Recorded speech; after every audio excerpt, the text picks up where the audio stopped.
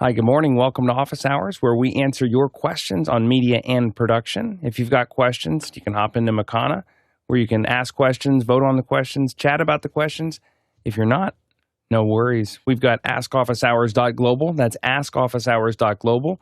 And that's open 24/7. So anytime you get a media or production or IT-related question, fire up askofficehours.global, name, question, we'll get it into the show. Courtney, let's jump into the first one today. All righty then. Let's see. First up, we have from Scott Mueller in Germantown, New York. He says, I use multiple desktops in macOS while editing. Every day I have to drag Premiere Pro, Media Encoder, Chrome, Finder to different desktops on two displays. Is there any way to save this as a preset? Alex? I don't know of an app that does that. I mean, you might want to look at something like Alfred to see if it does some of that automation there.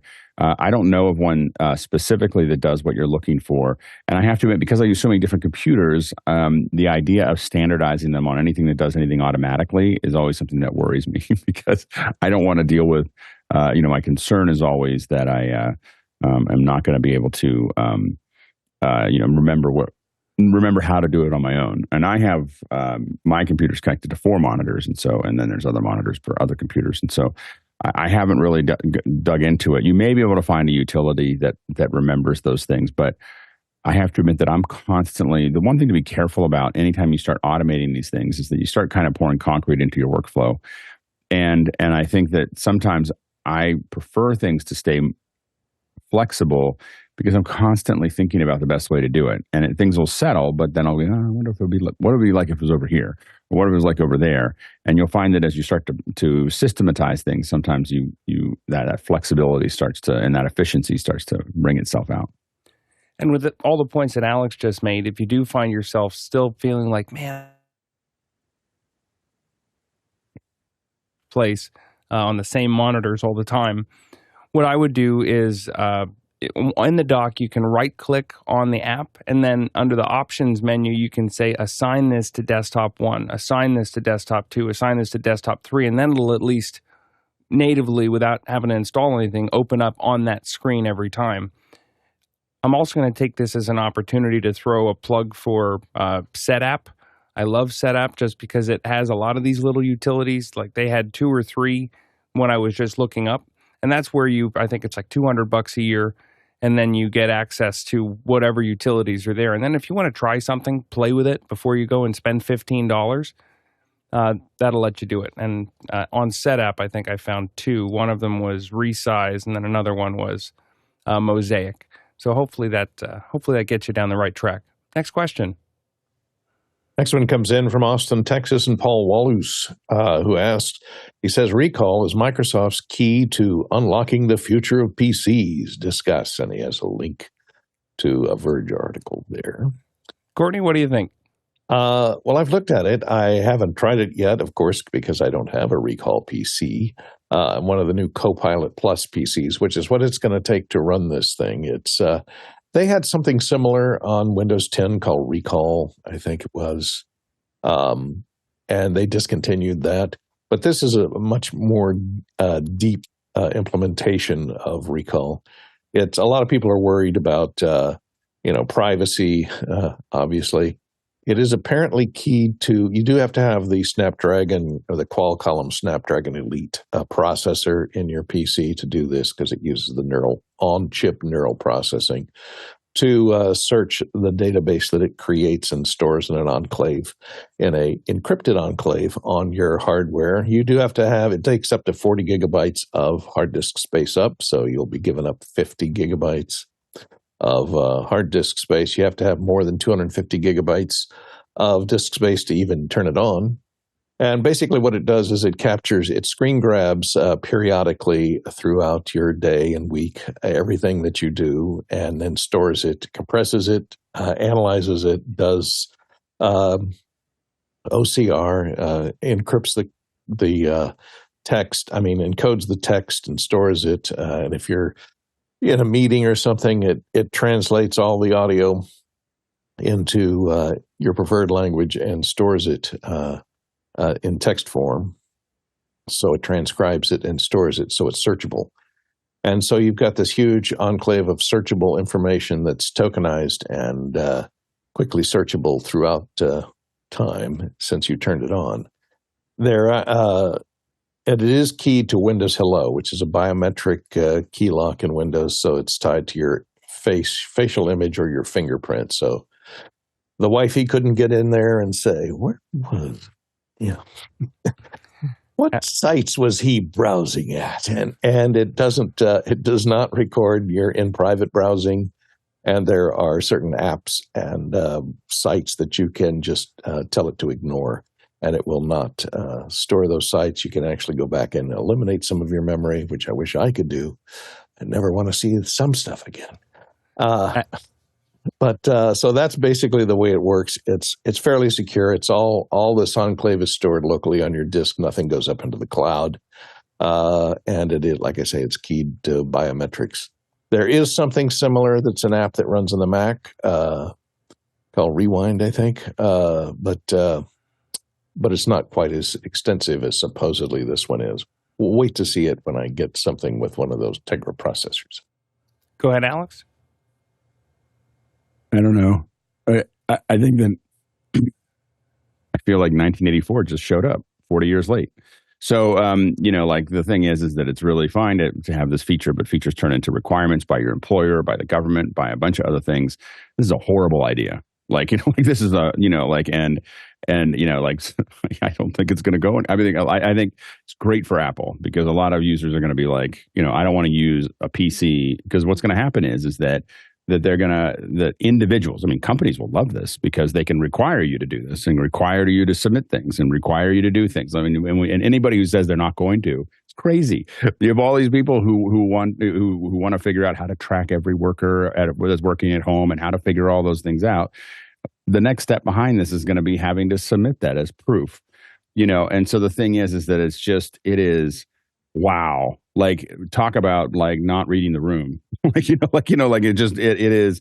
I'm sure that network administrators think this is a great idea, but if you're an individual user who actually cares about any kind of privacy, this is a horrible idea, and it so shows you why I hate,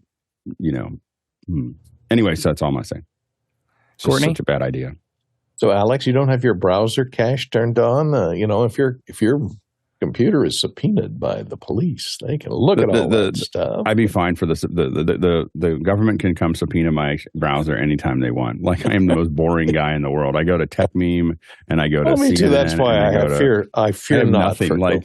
Yeah, I don't worry about it at all. I literally browse all my devices as if the government was watching. That's how I. But what I would say though is that the idea that the idea of capturing all of that. This gets back into my strong distaste for automated meeting notes and everything else. These all become legal documents, and it's just it takes away your ability to think, because you can't experiment with things on those devices, and so that device becomes useless for brainstorming or useless for figuring things out or useless for randomly going. It's just it's a horrible idea. Why would it become more useless because of your fear? Because it seems to me to be a good tool for those things guarded. Because it would then remember what you were. What was that idea we had 4 weeks ago? I can't remember. We were talking about it. You can write down the specific things that you want to remember, but trying to remember everything. There's a reason why our brain doesn't remember everything. Who writes stuff down? I do. So anyway, I have notes. I have notes on every computer. I go, so I do it all the time. I think it might be helpful for those of us of a certain age whose memory may not be quite as good as this is going to be a plot line in some kind of legal thriller within 5 years. Remember, it is keyed to your biometrics, so your which you can be subpoenaed. Your office, your boss can't really get into. So you could probably turn on the privacy features. It's not that they could take it from you. They could just say, "Hey, we need to see it, or we're going to fire you." like we don't need to. They don't need to get in there and take it from you. We're going to hold your dead face up in front of the camera. They don't need to. But they don't. What I'm saying is, they can just say, like, we don't think that you were working today, so you need to send this in as proof of what you were doing. And that's the kind of stuff that what starts off as a feature becomes autocratic. That's their right. They can require you to punch in and punch out on a time card. Sure, and how's that working out for them? We'll see how it goes. It works out for millions of people every day. We'll see how it. There's a revolution around that happening right now, and if you don't see it coming, there's a lot happening under the current of what you see, and companies are never going to be able to work the way they used to. Anyway, that's a whole nother. But I don't want to go too far down. We've already talked about this for too long. Okay. Courtney, the other thing that I just wanted to throw into this is that there is the thought that we have a company who has a lot of personalized advertising hooks into the OS level, who's then telling and has, like everyone does, security concerns, who's telling us, hey, I'm not going to do that. It makes it that, like, there's just for the non-technical general public, somebody's like, well, I was born at night, but I wasn't born last night. Like, this is something doesn't feel right here. And there is definitely a feeling problem and an optics problem with features like this, because people are nervous. Well, perhaps legislation could take care of this, because, like legislation says that they can't force you to reveal something that's in your mind, like a password, to get your password. But so for privacy legislation could make this part of, since it's keyed to your voice and your fingerprint, you could incorporate that, and it says, well, this counts as my other mind. So you don't have the right to subpoena this information. And the problem is that once you pull something out and make it a feature, you've now made it something that everyone that people will be forced to use. Like, that's the fundamental problem with this, and it's just something that, anyway. Mark? It's a horrible idea, and it's a plot to sell more disk drives. That's all it is. It's just more storage space. It's simple. Mark's like, they're not trying to get after you. They're just trying to sell you more storage. Well, it limits itself to 50 gigabytes, and then it rolls over. Eliminates the old stuff, falls off. Kind of like your brain.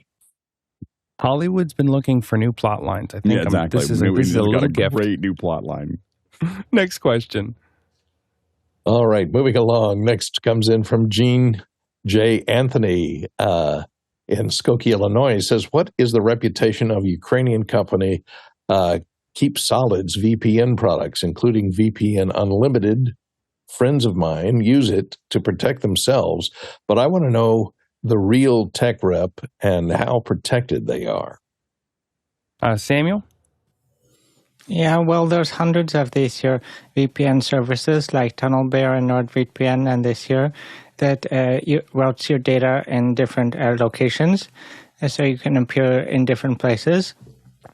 So I don't have specific knowledge of this one, but you have to know that all data that you route through a VPN that's not encrypted can potentially be read out. And also there's been cases where VPN services have delivered out, been required to deliver out data when there's been investigations. So you have to be careful about this. And also I would say that no matter what VPN service you use, you're always trusting them in some sort. So I don't think that it's Ukrainian based is the main issue here. Yeah, I remember one time I was trying to introduce my dad to a VPN service or a little snitch hosts blocker, and what I love about my dad is that his first question is, well, who owns them? Like, what's their motivation? What's their background?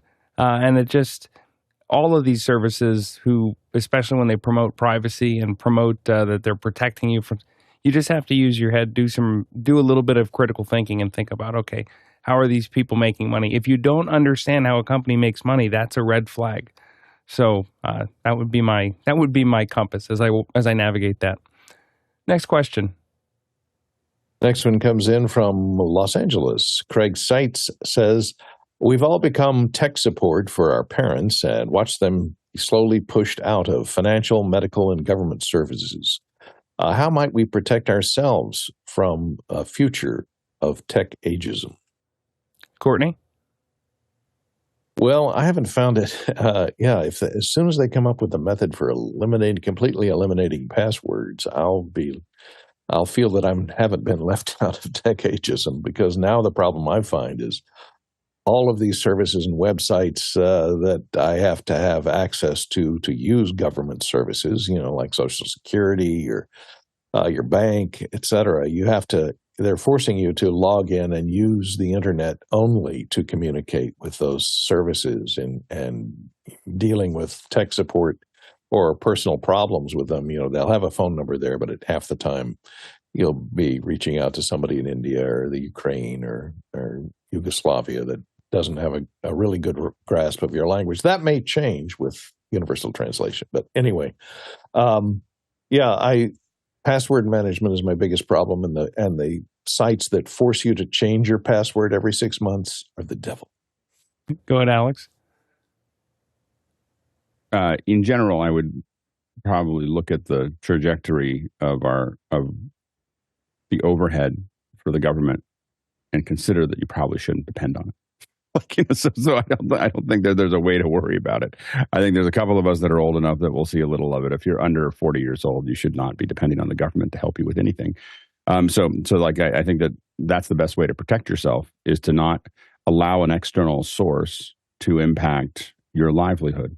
And so you have to figure out how, and I admit this is getting harder. Like, it's harder for me because I only have two kids at home. I have 4 kids total.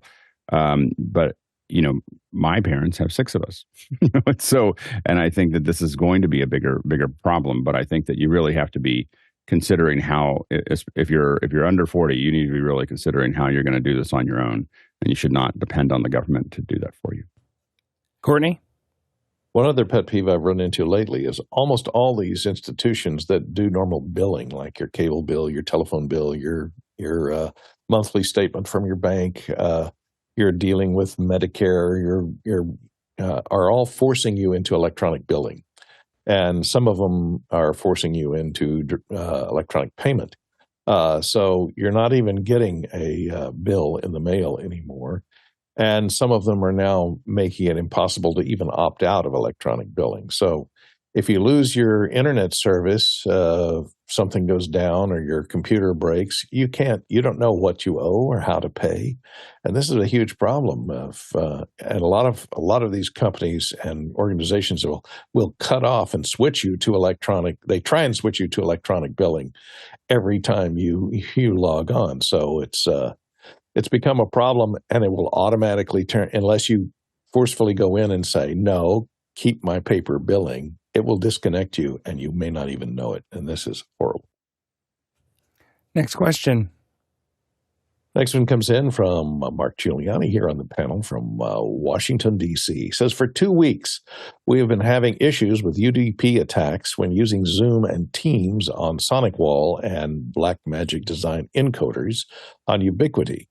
No issues over Cisco firewalls. Today, I'm using T-Mobile Home Internet to be on the show. Have others heard of this? Alex? So, Mark, this is a cellular connection? Right now, I'm using a cellular connection, and it's working pretty well. It's 300 megabits down and about 60 up. Because when I connect to the system and go through the firewall, the firewall seems to think I'm conducting a UDP attack on itself. Obviously, it sounds like it's misconfigured. Right. No, it does, but it worked. It's worked for 2 years, fine. And then all of a sudden, one day, I did an update on Apple. You did an update. Yes. Wait. So wait. And two different Apple computers at 2 different locations on 2 different firewalls. One experienced the problem with an encoder. The other one has experienced a problem with Zoom or Teams.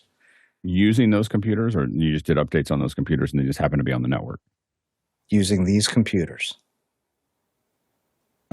Okay, so I think that has to do with privacy. There are privacy settings on it's. So here's what I think it is. Apple has a way to obscure your traffic, and it may be, if you're on the newest operating system, it may have been turned on. And I don't know. I don't have it on this computer because I'm still on an older operating system. But the newer operating system has a way to obscure all your traffic, and that becomes a firewall problem. For some firewalls, they're set up. They think that you're doing something you shouldn't be doing, but Apple has a way to basically. It's not quite a VPN, but it's basically creating a private network. And so I think that it's Apple doing exactly the opposite of what we were just talking about with Microsoft, which is closing everything down. So like we are really seeing the two companies and the two very different versions of the world. But Apple is constantly adding features that allow us to anonymize and separate ourselves from anything outside of us to look at. I don't know about, and Mickey pointed out the BMD encoders do not transport traffic through the computer. The computer update should not affect this. This is a configuration. Right, that's a very good point. But that computer was updated. We did experience a problem with it. But as soon as we moved that Blackmagic design network to Cisco, it stopped. When we moved it back to Ubiquiti, it sounds like, I think that it might be a setting on the newer Macs, and I haven't had to deal with it because my network is pretty. But I think it's a conflict between how those are handling it and how those Macs are handling that traffic, and some set of rules set in your Ubiquiti, inside of your firewall. So I think what you need to do is look at those rules pretty closely, but I think it's a conflict between those two, and it may be the conflict between I don't know why it would affect the BMD encoders if are they encoding through the Mac or are they encoding? No. They're connected directly to the same network, right. And then they're trying to send a Vimeo, but it just gets chewed up. But I would look at your Cisco firewalls, all the rules that are in your firewall for Cisco, and then I would look at the ones. I don't think it's Cisco versus Ubiquiti. I think it's just a set of rules inside of Cisco, and there's a set of rules inside of SonicWall and Ubiquiti. Right. And I would do a delta comparison between the two to see what rules exist on one and that don't exist on the other. And then if you're looking to futz with the settings in the Mac, the two places to look, Mark, are number one is iCloud Private Relay can cause some issues. If you go into your iCloud settings within the Settings app and then go to iCloud, there will be a little iCloud Private Relay. The other one is limit IP address tracking, whether that's in your Ethernet or your Wi-Fi. So you go into System Settings, open up the network, System Preferences. I can't give that up. And then you go and click on whatever your network is. And then in Ethernet, you'll click Details. For Wi-Fi, you'll click on the little ellipsis menu to the right and hit Network Settings. Mm-hmm. And then what you're looking for is this limit IP address tracking. This is what will periodically rotate your IP address. And then if you turn that off, now you're just going to show up to your network as a single thing, not as multiple. And that could be confusing some algorithms. Yeah, and Mickey suggests disabling deep packet inspection, and also look at whether the Ubiquiti, and this is Steve Uroff also suggests looking to see if your Ubiquiti is set up for auto update and whether it might have done an auto update without you knowing. Okay. Next question. Thanks, guys. All righty, next question comes in from Adrian Albach in Brisbane. I have an event coming up which requires audio coverage for 30 people in a horseshoe, a seating shape. The meeting will go out to Zoom, but I also need sound reinforcement for the local speakers. What audio solution will achieve this? No budget for a sound op. Alex? Yeah, so Mickey says advise the client their show requirement requires a budget allocated for sound. Yeah, so I agree with Mickey. That is what you need. If you don't end up with that, so what you're talking about here, I'm assuming, is you've got, let's see. I don't know why my, let's see. See if I can get this to work. There we go. So you have your table here, like this, and you have people around like this. Now, I'm not to scale, right? So, but you have something like this. This is a pretty common. So there's some things now. If you don't have the money for the sound up, I don't know how you're going to have money to do what I'm about to tell you, but I'm still going to tell you to do it. Which is that what you need is a mic for every person, like that's sitting here like this. So you need a mic. You need these desktop mics that have a lot of off. They're conference mics. They're designed to do it. So everyone can talk into that. Now, if they're pointed towards that person, you should be able to put speakers. You don't want to put speakers on the outside because you're going to then feed them back in. But what I would consider is speakers on the inside, behind those cardioids, and only turn them up until everyone hears what they need to hear. I don't fully understand with only 30 people in a U. I don't fully understand why you need sound reinforcement unless there's other people. If there's other people out here, then you still have these here, and then you make sure the speakers are out there pointed away from them to do that. I don't fully understand. I guess my only thing is I don't quite understand why you would need people to, 30 people is not that much in a U. But maybe you're concerned about it, but you would then put the speakers on the inside because the cardioid pattern could obscure, some of that problematic sound. But it's a lot of mics. You're going to also need, if you're going to put that many mics up, you're going to need an auto mixer. So you need some kind of, it's either, going to be a industrial auto mixer, a Dugan auto mix, or whatever, and that's a lot of mics to put into an auto mixer. So you just have to know what you have to make sure the mixer or the system is able to do that. But it is, so you're doing a lot of hardware to replace a person. Like that's, so you're gonna spend it one place or the other. And if you're gonna do these over and over again, it might make sense. But that's the thing that's how I would probably approach that. Go ahead, Courtney. Yeah, and Alex, I agree with a lot of the stuff you said there. The Accent systems, the Shure systems that are conference systems can work. But those are designed for desktop mics. If there's no desk, if they're just seated on a stage, for example, I imagined this to be 30 people seated on a stage in front of an audience. So that would be why you would need sound reinforcement. So the audience is in the room, but the thing is being streamed out on the internet over Zoom. So the problem is if they don't have a desk in front of them, you've got to either wire up 30 people and 30 channels of wireless mic is without a sound op. I would never try that. Or even hooking up 30 microphones wired is a problem. So dealing with that, if there's not a table in front of them, that could be problematic, and how to wire them and how to mic them. And then, like you say, Dugan Auto Mix can go to 32 channels, or you can cascade them, so you can add them on. And you can rent Dan Dugan Auto Mixers for that event only, so it wouldn't be too expensive. But you still need an audio engineer to run the Dan Dugan. Yeah, you just need an audio engineer if you're going to wire up 30 people with wireless mics. I mean, who's going to do that? Yeah. Or just to plug in 30 microphones and a moderator. And besides controlling the levels. So. Yeah, and Matt Cool suggests conference mic system, push to talk, one per two people, 15 mics. And I have to admit that I usually push back on people sharing mics because they just don't do it very well. Civilians are not very good at sharing mics, and so they just end up leaning in you get these weird angles, and especially a lot of those have a lot of off-axis rejection.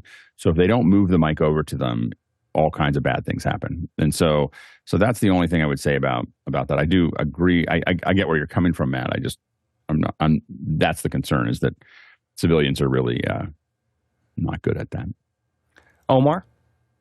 Yeah.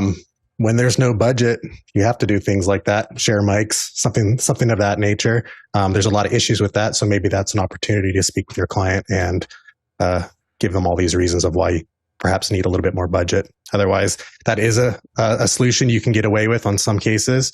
Maybe 3 mics in a horseshoe pattern, 1 at each table. And you might have some of those issues, but you'll possibly have better audio than some of the other solutions where, trying a conference mic that's just on the table, that wouldn't really work for sound reinforcement either. So, Alex? 90 cents. The hilarious part of this, by the way, is that if you put them all on Zoom, you have it all sorted out. so if you didn't put them in the same room, when you put them in the same room, it's hard. So 30 people is a lot of people to put in front of people and mic and stream. I haven't done that many with 30 because usually we just push back and try to break it up into smaller bits and pieces and everything else. We try to avoid 30 unless it's like a UN or EU or something like that. And they have whole systems that are built for this. And they've got little earpieces and they've got all the things that they need to do that.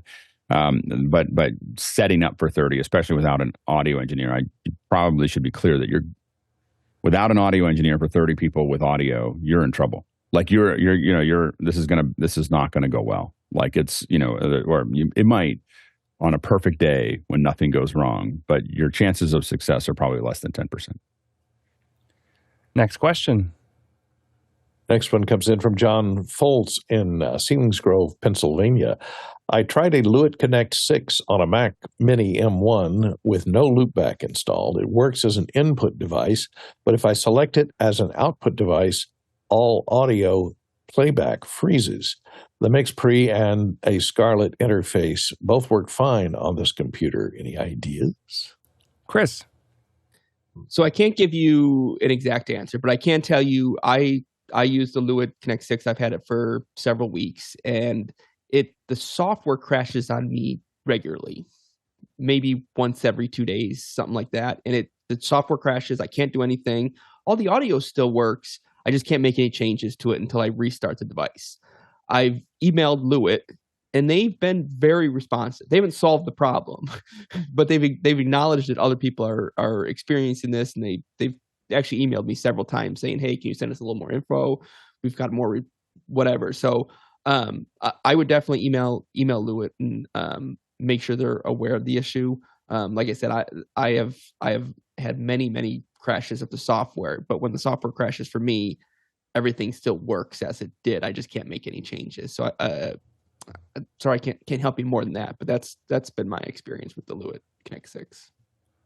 John, one other thing that I'd be remiss to not say, because I remember once I fought with my Mix Pre for what felt like 2 hours, and I was doing all the troubleshooting forums and trying all the complicated stuff. I missed something easy. The sample rate was, I had one thing thought it was 44.1 and another thing thought it was 48, and it was causing all sorts of issues. So make sure that you're using the same bit rate, same sample rate on everything. And I know it's one of those check if it's plugged in kind of things, but sometimes we're all guilty of overcomplicating it. But otherwise, Chris is right on. Next question. Next question comes in from Douglas Carmichael. He says, OpenAI will be introducing a dedicated Mac app for ChatGPT. Considering no other LLM offers this level of desktop integration, would it be the choice for Mac users? Alex? It's already my choice. so I'm not really looking at a lot of other things at the moment. It's just working so well, and I don't have time to start learning how to use everything out under the sun. So I'm not really comparing unless something jumps out and is dramatically better. I'm building images in Midjourney, and I'm building everything else in ChatGPT. Those are the two that I've been kind of using there, and I think that it's I don't know. I think it works well. I do have the Mac app. I haven't gotten to play with it very much because some conflicts with my computer, but I'm hoping to get that all working later today. So if you ask again tomorrow, I might even show you things that it can do because I have to update this computer that I'm on to be able to do it to the newest operating system, which I keep on getting close to and then not doing. So anyway, I'm going to be doing that. But I think that it's really powerful. You can upload images. One of the things I'm really interested in is a lot of people showing how they can stylize images, like put up an image and then have it and then say, do this or make it like a cartoon or make it like this. And so I think it's pretty powerful. I do think that if you're not, whether you're playing with ChatGPT or not, there's no way to avoid what's about to happen. And you really need to understand how it's working. I'm using AI every day because you're going to have to understand how you're going to use it and what you're doing. And so I would highly recommend jumping into some of these things. I know a lot of people are like, oh, I don't want to do X, Y, and Z, but you got to figure it out because you got to use it every day because it's going to be something you're using every day, or it'll be using you every day. But you're going to need to get ahead of it because it's a profound change in how things get done. Courtney? Yeah, I guess, Alex, I haven't tried I haven't seen the app on the Mac yet. Is it multimodal that allows voice input, text input, and image input? Oh, yeah. I use Perplexity as a plugin for Google Chrome, so you could use it on a Mac. It's text only, primarily a chat, but it's nice because you can limit its scope. You can tell it, I'm asking you this question, but only refer to the stuff on this page, this web page, or only refer to local stuff on this machine, or search the web. So you can limit its scope in its answers, but it is not multimodal. So it may be your only multimodal choice, unless, of course, you want to, depend on Siri. Yeah, I think the issue is that the multimodal part and the integration. I mean, you can, when you want to evolve very quickly, for instance, like the Q&A system we use, Makana, that's great on the web because you can change it and publish it very, very fast. Same day. Everything's there. You can evolve it. But once you start writing native apps, whether it's from the Mac or the PC or whatever, you start having a level of power that you're not going to get. It basically, I don't know, and I don't know how they're building theirs, but once you get to a native app, one step is an Electron app, which is, they're kind of okay. And this may be that, I don't know. But then there's if you're actually writing native apps too, that's like Zoom, for instance, writes a native app, not some kind of, React Native or any kind of, monkey code like that. But like real code for each operating system. You're going to end up with a level of stability and you're going to be able to take full advantage of the hardware that you have in front of you. So I think that as they move forward, depending on how they've done it, they could potentially, now if it's just a little Electron app, it's just like Web Plus. I haven't played with it enough to know.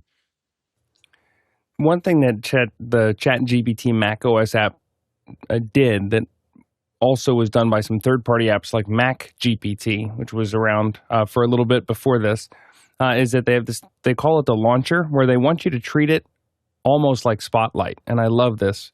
So where if you're going to hit, hey, I'm going to hit Option Space, and Option Space is going to bring up a ChatGPT window. And now you can, without having to think about, I'm going to go to chat.openai.com, I'm going to open an app, I'm going to go to another window. While that thought is fresh in your mind, you can just call up the ChatGPT interface and start typing. That is so powerful in terms of your ability to brainstorm and your ability to suss out ideas or ask for a question on this or get help on that. I use it every single day. And now that it has some more first-party support, I think it's only going to get better. So I'm in the camp of being very excited with everyone else on this. Next question. Next question comes in from Aaron Cody in St. Louis, Missouri. I just learned that the Klark Teknik DN9610 AES50 extender is a thing that exists. Seems like a great toy. Anyone have experience with it? And Aaron, I do not have any experience with that particular brand of alphabet soup, but Alex might. Go ahead, Alex. I don't have any experience with it. It looks great. So it's an extender. You can loop it. And I apologize. My monitor setup is a little wonky here, so I'm trying to figure out what is going to where. Hold on. Let me see if I can see what this gives you. Hold on. I can look here. Yeah, I don't think I'm able to show you that right now. But I had to reset my monitors for something else. They're not fully back. But anyway, so but yeah, there you go. But it is an extender here. It looks like a great product if you need to do that kind of extension to get it to send your signal a lot further. Next question. Next one comes in from Walt Palmer in Lewes, Delaware. I have an outdoor remote coming up. What mesh of nylon screen should I use to mute down a full sun outdoor background so that I don't melt the on-camera talent with lighting? Go ahead, Mark. So this is kind of a Cochrane and kind of a Statue of Liberty. So I know what's going on, what he's trying to do. Basically, we have an outdoor event coming up, a fundraiser for first responders. We're going to broadcast a live radio show that's going to be, we'll use Zoom and everything to get it out over video. So we want to be able to protect the talent from the sun so they can see their teleprompter. And also there's going to be a short throw projector behind her creating a background. So what kind of material can we basically build a tent out of. Alex, throw us a flag. Yeah. So you're saying you're projecting behind them? Yeah. So behind them, to create a background, will be a projector, and that projector will have scenery on it. So advertising will pop up on it, or we'll go to a camera showing that'll be really scenery. hard to make that work well. Like super hard, like impossible. Like, that's why we have LED walls, because they don't take on reflection. Here's the problem is, man, and I'm saying this out of someone who's tried to make this work, try to make what you're talking about. I'm not theoretically saying it doesn't work. I'm saying we did lab tests trying to figure this out. Here's the problem is that, if you think about your screen, that's you have a screen here and you have a projector here. That projector has to be pretty far away until you get rid of all the vignetting that's going to occur. So you're going to get this spotlight. Projector's a short throw projector. It'll be 24 inches from the screen at the most, maybe 18. Worries me more because the ability to get a short throw to have enough light to survive outside is almost zero. Like there's almost no way for you to have a short throw. You were talking. The reason I put this projector back here because this projector that we tested with that we were looking at using was 15,000 lumens. Like it's a Panasonic. Three times one. At 5,000 lumens, you're not going to survive outside at all. And so I would not try to put stuff behind them unless you had a monitor. And even if you do that, you really start talking about a tent. Like dealing with stuff outside. If you're outside, embrace the outside and show that you're there. Don't try to project things into it. In my opinion, you cut things over it. You cut away to things, but you don't try to build the same thing you would build inside, outside. And I'll let some other people answer, or Courtney, and I'll see if I can find you a picture of what we've done. But really, what we end up doing, what we've done in the past to make that work, is we have, you have this. If you have the people sitting here, and I'll see if I can find a photo while Courtney's talking. We put a silk up here, and I think Mickey suggested 20 by 20, and that's about what we've used in the past. We have a silk up here, and what that's going to do is it's going to diffuse all that sunlight into a nice, beautiful, rather than any kind of hard shadows, you're going to get this nice big silk there. And by the way, this is a big sail, so this is not something that you kind of throw up. This is a truss approach. Like you're going to put truss up there to hold that silk, or it's going to take people out. So just know that you have to think about that. You really have to think. I mean, this is like logistics to do this, like not just kind of you throw it together. Then we put a scrim back here. So this is a net. If you look for a scrim, you'll see 20 by 20 scrim, and you'll get it, and it's a net. Now here's the trick. Is you got to use good cameras that have short depth of field, and you got to move people away from that scrim, or you're going to see moray, you're going to see the pattern of the scrim and everything else. But if you get that, you can move that away. You can move them away there, and it'll darken everything behind them. So what you're doing is you're softening the sun going on them, and you're darkening the background behind them, and that's going to help you start to pull the exposure together. And then you're still going to need lights. And HMIs are kind of the HMIs with big soft boxes. These are really much more powerful lights than little LEDs. Now you may be able to find some cobs that can do it these days. Some of the more powerful cobs could possibly do it, but typically we've used HMIs for those types of things. So but that's the kind of thing you want to think about. And as Courtney talks, I'll see if I can find you a photo that we did at Coachella. Courtney? Yeah, I'll talk about all the stuff that Alex just mentioned. Yeah, I was going to say the same thing. Put a silk, but you got to remember, rigging this stuff outdoors is quite dangerous. You have to have a rigging crew. You got to put up a truss. You got to make sure everything is anchored into the ground, because a wind gust can come up, and that thing, 40 by 40 or even a 20 by 20 silk is going to turn into a sail and can lift the whole rig off the ground and crash it into people or take it away. So you have to be careful in rigging outdoor stuff like that, because a wind can ruin your whole day. Also, think about renting a tent, having tent the entire audience. And this is something where they want to use multimedia projection, and they don't have the LED wall. LED wall is the best solution for having information behind them, where you're going to put up information and logos and the like. LED wall can be sunlight readable, as opposed to any type of projection. And like he said, there's no front projection I've seen yet that has enough light output to be seen in daylight, where the daylight is not, there's no access to sunlight to the screen. So even if you had a black overhead tint, basically for the stage, enough ambient's going to come in from the audience side that's going to wash out the screen in a front projection, especially with a shallow depth, short throw projector. So those only go up to 5 to 10,000 lumens. I haven't seen many of them that are brighter than that. You're going to need a 20,000 to do this, even with front projection in a controlled lighting situation. Alex? Yeah, here's one we did in Coachella a couple years ago. So this is at Merv Griffin's old mansion or whatever. So anyway, in case you're wondering. Anyway, so we were too close to the scrim here. You can see this. This was, and we didn't have, we weren't given that option. But you'll see the truss there. Let me get my here. So this is the scrim that was built up here, and it was kind of a last minute. We were kind of given the last minute here.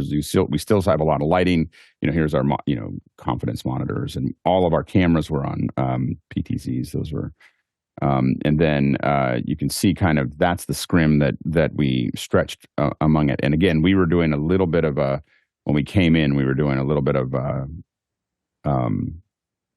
it wasn't designed. We were doing a little bit of triage because of what we got when we got there. So anyway, so that's but that's what you want to be thinking about as far as, these will darken this up. But had we had more time to design it, we would have moved this all in, or we would have made this bigger so that we had at least 3 to 5 feet, but between our guests and the scrim, so that it would have dropped out. And we still had some array and some scrim issues. So, but that gives you a sense of what I'm talking about when we're talking about building it.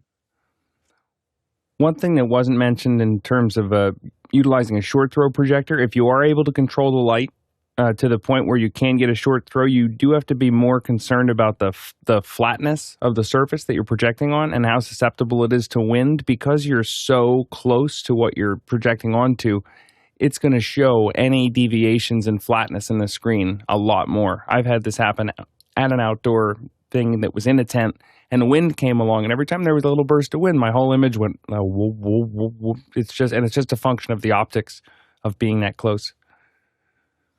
Next question.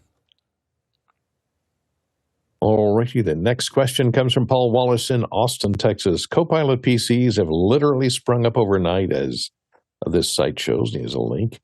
Is it too soon to spring for a Copilot PC? Courtney? Yes, it is, because most of them won't be out until, even the ones mentioned on this, I don't think are going to be out right away. They've been announced. You can see these ones. They all have to use the Snapdragon Elite X processor that has the onboard NPU. It is a little too soon because both Intel and AMD have announced NPU. Intel already has some out for their desktop machines, but not, or for their notebook machines, so that they haven't gone to the desktop yet. But they are just now, the 14th gen chips are going into, coming out in laptops. But these are all Tegra based to be branded with this Copilot Plus. So you can see them there from not only from Microsoft, but from Dell. Has two, HP has an OmniBook X14, Asus VivoBook, Samsung Galaxy Book 4, Yoga Slim 7X. There's the Microsoft, the Acer, Microsoft Surface Pro. Samsung is getting into the game. So all the major manufacturers have announced these basically 14 and 13 to 15-inch laptops that incorporate this Tegra ARM chip. But like I say, there are competing x86 chips with the NPUs coming out by the end of the year. So you will see some maybe cheaper ones or maybe more powerful ones that even go to the desktop coming out toward the end of this year and the big first quarter of next year. So it may be a little early to put an order in. Most of these I don't think will be shipping till third quarter of this year. So you could put your order down, but you'd be on bleeding edge. Next question. Ryan Thomason from Houston, Texas. Alex, would you add this new audio from Sphere, HOLOPLOT, to your endless budget camera? And he has a link there to it. Alex? I think it's HOLOPLOT. It looks interesting. I mean, the Sphere, I haven't experienced it yet. But I hear that the Sphere audio is amazing. So I think that, I think this might be one of the companies that they partnered with, and they just felt like, well, we should own that and not have other people using it, or own it and make sure that we're benefiting from it. I think that, yeah. So I don't know if I would add it or not. I don't. I think it's probably at a scale. It requires a scale of installation that I'm probably not going to be doing anytime soon. Courtney? Do you know what HOLOPLOT is? Does it? Can you describe it? Does it give you discrete stereo from any seating position in the Sphere? Is that what its idea is? I believe it is the installation system that was used by the Sphere, or was customized for the Sphere. So it's the actual speaker systems, I believe, that's part of the interior build. So it's not the record or the processing. It's really the actual speaker system and how it's able to focus audio and give you that immersive sound for many, many people. It's every person I've talked to that has experienced it has said it's amazing, like just totally amazing. So I can see why, you generally, every company, when you look at what they think is important, things that they're not going to make money on, they want to commoditize as fast as possible so it doesn't cost them money. Things they make money on or makes them different, they want to control. So it's control or commoditize. And so obviously what the Sphere would like to do is control that, because it makes them different, and they'd probably prefer not allow other people, or at least to benefit financially from other people using that technology. So that's probably what they're doing. Next question. Paul Wallace comes in again from Austin, Texas. He says, what are the takeaways from the Microsoft Build event for production? Copilot, Recall, Phi 3 agents. Does this video blow you away for production quality? And he has a link there. Alex? Are we talking about the production quality of the event, or production quality that they're talking about? I think it's production quality of the event. Well, I mean, there are people on stage, weren't there? Yes. Yeah. So I'll so nick you on Alex that one. didn't like it. Oh yeah, I was like, well, I'll nick you there. This is. Oh, if he's talking about he may be talking about the link he gave us is just the production quality of, a demo video. Here, hold on, let me pop that up. So this is the demo video that he's they've shown here. I think it looks good. I mean, it's solid. It's not. I would say that it's solid quality. Like, it's a solid, presentation video that I'm sure took a long time to put together. It doesn't, it's probably done at a 100th. The per minute budget for this is probably 100th of what Apple's is. So then you can feel it, but this is the kind of stuff I've worked on a lot. The Apple ones are kind of like spare no expense, and it's designed and everything's, at a certain level. This is, we send crews out and we shoot a bunch of Steadicam and we do a bunch of interviews and we, come back and cobble it together. And so it's, and that's a bread and butter video thing. I think that it's solid corporate video. Courtney? Yeah, but at least on Microsoft, they can use Arri Alexas and they're not forced to shoot everything on their stinking iPhone. I think Apple's only done one event on the iPhone to prove the model. I think that this last one that we just saw, I don't think was shot on an iPhone. They went back to regular production techniques. I think they wanted to show that you could do it with the iPhone. I think that this last one that we just saw that was launched, the last one was shot on an iPhone. There you go. Did they do a behind the scenes of that? There haven't been any behind the scenes yet, but they did have that slide at the end where it said shot on iPhone, edited with Final Cut on a Mac, and then a half a second later it said and iPad. So that's funny. Okay, so there you go. So they've been doing it on the iPhone. I will say that I do think that I shoot a lot of stuff with my iPhone 15. I didn't know that they went back to. I didn't know that they've decided they're going to shoot all of these on iPhones. So that's great. But I still would prefer to shoot with an Arri. I mean, like I love the iPhone and I love the fact that I can carry around a thing that can do that. But it's I'd still shoot with a bigger camera. Next question. Next question comes in from Peter Moore in Auckland, New Zealand. He says, how vested is Epic in Unreal Engine on Linux? I've compiled it successfully before, and my Linux PC I'm on now, which also runs DaVinci Resolve, is compiling the latest version successfully. So for Ryzen 3900 5700 XT GPU PC build Zumas at Christmas 2019. I see. That's the build that he's trying to run it on from Christmas of 2019. Go ahead, Alex. I don't know how well it'll work. A Christmas 2019 would work with Unreal. I mean, I don't know. I mean, it's not less of a Linux problem, more of a hardware problem. I mean, that's a long time ago in real time world. So I don't know. Next question. Roberto Barro from Plymouth Meeting, Pennsylvania says, does a StreamDeck connect directly to PTZ cameras, or does it control through a switch? Chris? Not entirely sure what you mean by control through a switch, but does it connect directly to PTZ cameras? Well, it depends. It depends on the camera. It depends on what you're trying to do. The StreamDeck is not a PTZ controller, but it can do PTZ controls depending on the camera. There may be modules, whether you're using Companion or the native StreamDeck software, that are for specific PTZ cameras. Some PTZ cameras have APIs that you can send just generic HTTP requests to make controls. So it can. I probably wouldn't choose that as my primary method of operating a PTZ camera, but you could absolutely control a PTZ camera with the StreamDeck. Samuel? Yeah, well, the StreamDeck has to connect to some kind of computer or another, but it can be a Raspberry Pi.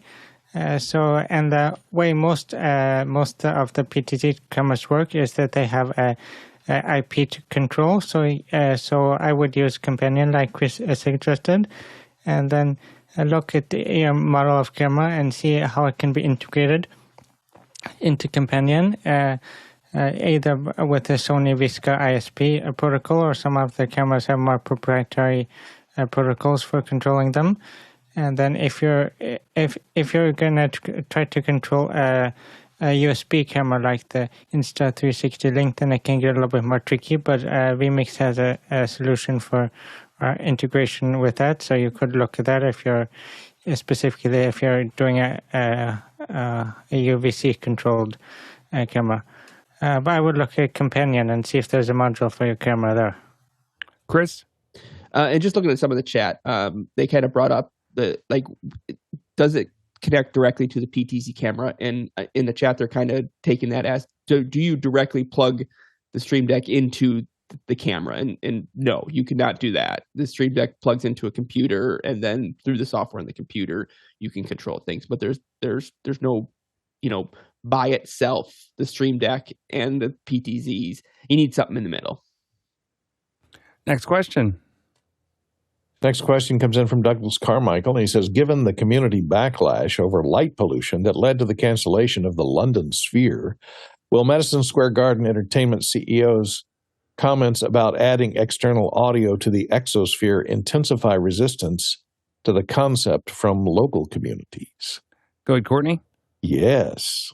I mean, there's been complaints about anything that creates audio, going back to the, ancient bell towers that were in small towns that would chime out the time of day and maybe play a little carillon tune at the top of the hour. People would complain about that. So I can imagine something that repeats audio over and over again all day long or all night long would be a bit of a problem from the local neighbors. If the place is in a strictly commercial area where there aren't neighbors to offend, and it only runs with audio, let's say 2 or 3 times a night for like 10 minutes, you might be able to get away with it, but you would definitely have to get it by the local authorities for that particular city to get a waiver, because there's probably noise ordinances against that kind of stuff. All righty, so that'll wrap us up for our Saturday Q&A. Wanted to thank everyone for being here.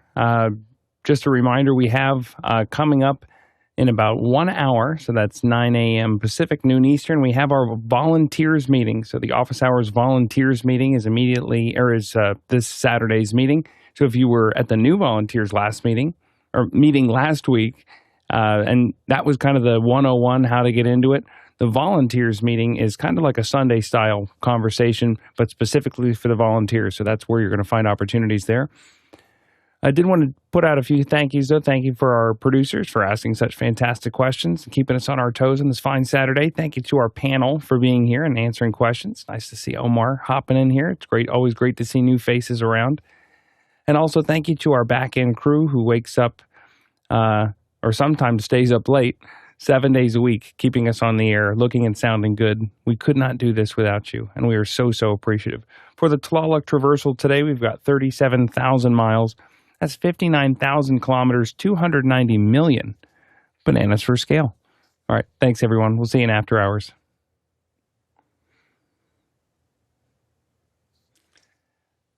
Hey, great to see you, Omar. This is awesome. Yeah, it's nice to be here. It's pretty early for me to wake up, so I'm putting in effort here. I have to let you know. Yeah, it's good to have you here. Thank you. Yeah. Alrighty. What mic is that? The one I'm using? Mm-hmm. It's a Studio Project C1. I have like a few of them. I came into them. They were not a purchase, but they work. Yeah, no, totally. I didn't recognize it. Yeah, I think it's a poor man's RE 20. Yeah. No, it's totally working. Thanks, everybody.